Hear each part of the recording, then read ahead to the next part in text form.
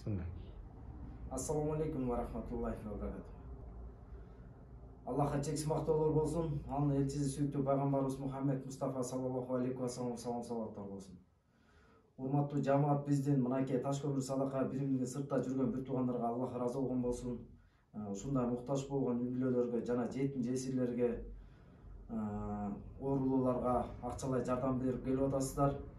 Мынакей бүгүнкү учурда ушул эжебиз өзү 5 баласы менен жалгыз өзү үй тирчилигин кылып жүргөн эле бүгүнкү учурда ооруп азыр үйүндө жаткан экен. Жардам бергени атайын келип отурабыз.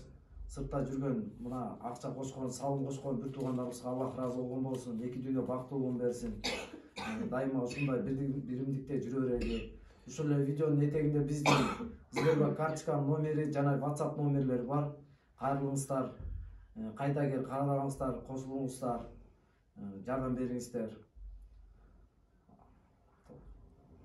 Россияда иштеп аткан биздин жигит кыздарга Аллах ыраазы болсун. Мына кисилердин аттарынан аманаттарды берип атабыз. 3000 сом жардам катары. Иштериңерге ийгилик, ден соолук, ар дайым шаар үчүн жакшы иштерди кыла бергиле, себепчи болуп. Assalamu alaikum.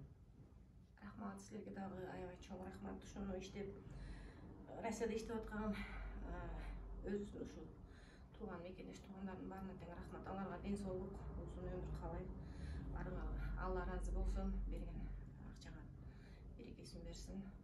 Ушинтип иштеп жүрө эле. Чоң ыраазычылык силерге. Allah razı olsun.